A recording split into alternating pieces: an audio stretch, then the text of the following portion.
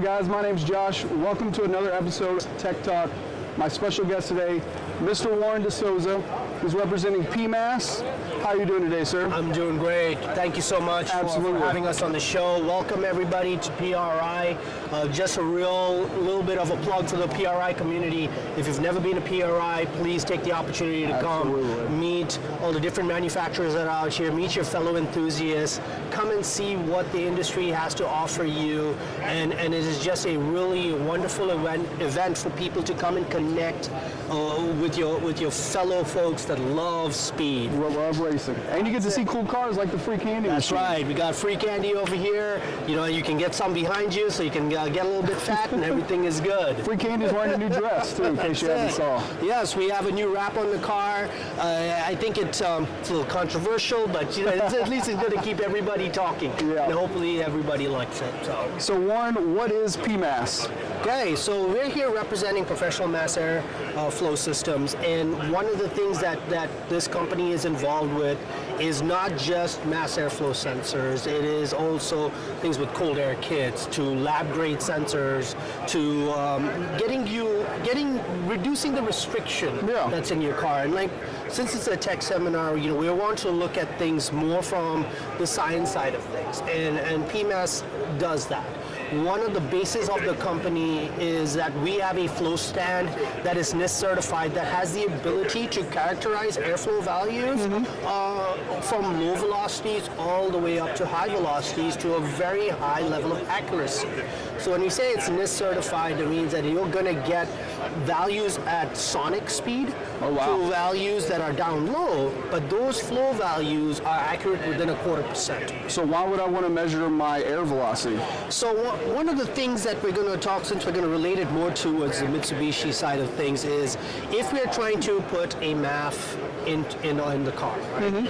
As racers, as people that want to be cognizant of what's happening to our engines, the more information that we have, the better decisions we can make. For sure. When it comes to how much power we make. You know, are we reaching the threshold of what our components can do? The more data that we have, the better off we are for making informed decisions on how to move forward.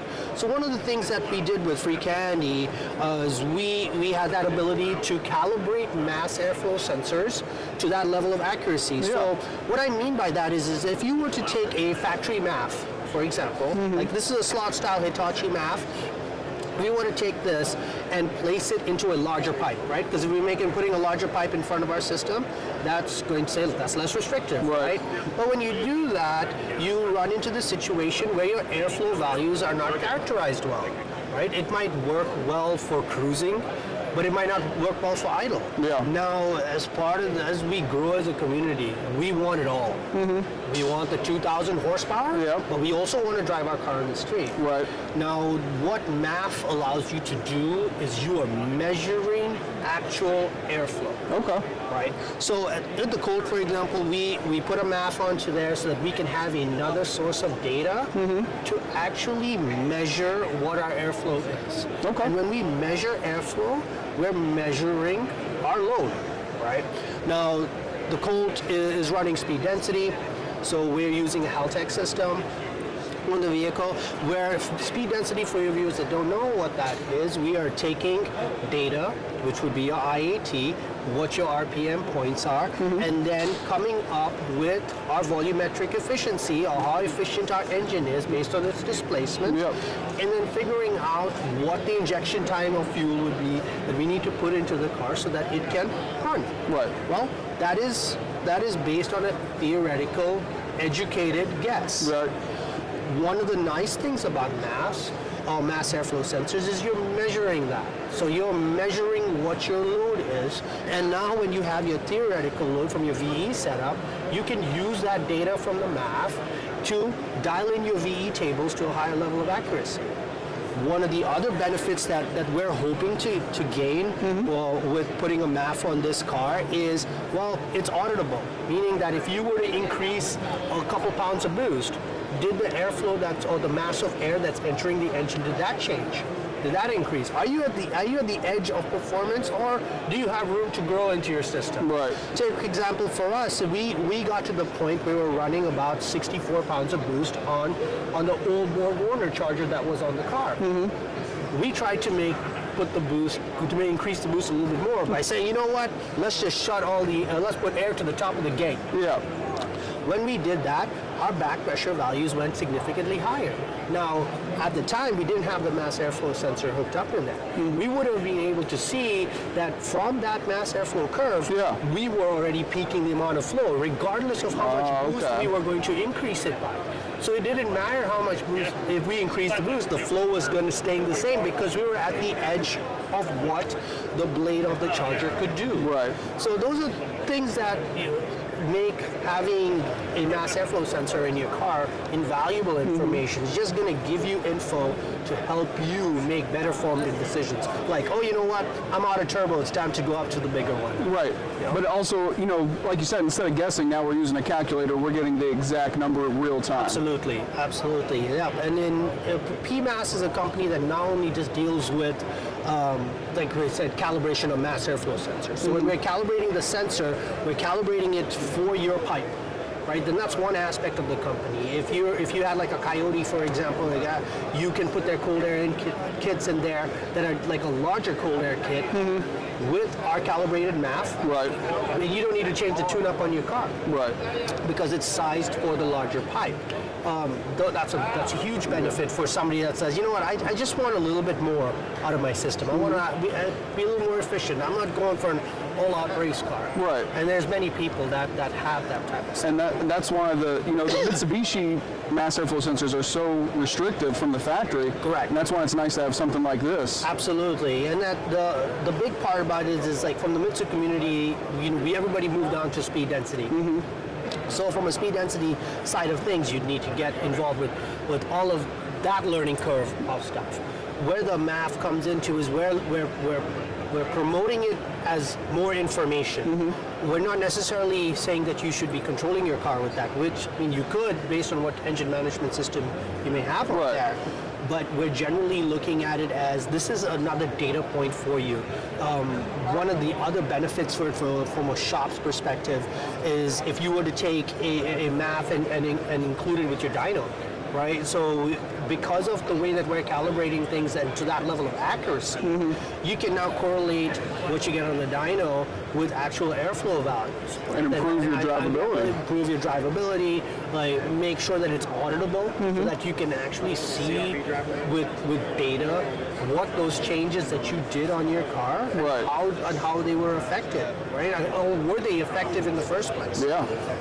So that's one of the things here at PMAS that we're involved with. Another thing that we're involved with is these pieces for modular inlets. So we also deal with filtration. So one of the things that you're doing is with what we see on drag and drive cars, for example, is these very large charger setups that are on there. But people want all of that horsepower, but they also want the ability to cruise around on the street. Right. And what we see is folks that are going to be putting mesh in front of their chargers, so that you're not getting debris or cats or dogs or any other birds flying into your turbo. Right. Now, what that effectively does is like you've got, let's say, you have a 4-inch inlet charger. Let's use a commonplace charger, and you're going to Home Depot and you're going to put that chicken wire that's on the front of it. Yeah. You've effectively reduced what that cross-sectional area is in front of your charger. And the biggest thing with power is you want it to be less restricted. Right. So why would you go out there and spend $5,000 or $4,000 on your fancy new turbo and then cover it up and restrict it? Yeah. Why would you do that? So we all know in the community is that velocity stacks are important, right? So this velocity stack in here is something that we came up with from a modular system where you could have just a velocity stack on there. Now, why does a velocity stack work with airflow? You're changing what the boundary layers are on the system, right? You're going to have an area where there's high velocity, and you're going to have an area where there's lower velocity. The velocity stack helps direct that air into your system so it's less restricted. Yeah. So we went one step further, like, well, let's just make it, if we make it modular, we can now have a velocity stack with the screen on there. Yeah. we're giving you that option where somebody might argue, well, okay, if we have the mesh here, isn't it still restricted? Well, it isn't on the 4-inch side. It's on the outside layer of the velocity stack, right? By having it on the outside side of the velocity stack, you're protecting your system, but not that restriction is being reduced. Not restricting the flow. Correct. So you want to go one step further from that. It's like, well, I want a little bit more protection than just the screen. Right. We offer a filter system that's in here. It's kind of see-through, but it would, this would stop the rocks if you would. Right. But you still have a dust situation there, and it's completely modular with a nut and bolt setup through here. Wow.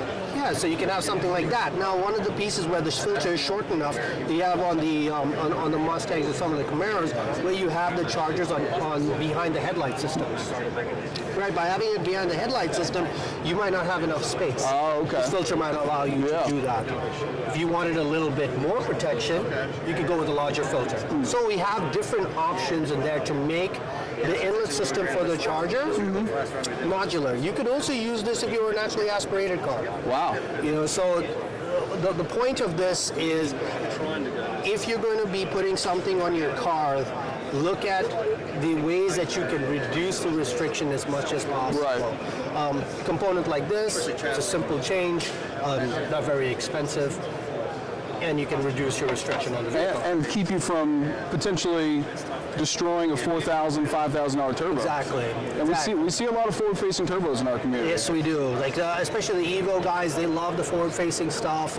It's extremely beneficial from a Ram Air perspective, but at the same point in time, we don't have unlimited budgets. Right. So it's like we're trying to protect our investment as best as we can. Right. So that's one mechanism that you can do that to like really maximize the efficiency of your setup as best as you can. And a lot of people bring backup or not backup turbochargers. They bring backup transmissions, or they might bring some spark plugs. But not everyone's bringing backup turbochargers. Not everyone bringing that. It could save your race weekend by just having something like this. You would be bringing backup turbochargers if you're Richard Ogg, or one of those big boys like RRT guys. There's a little plug for you fellas. But at the same time, it's like for most people that isn't an option. So how do we protect that when it's not just on a race car type of environment?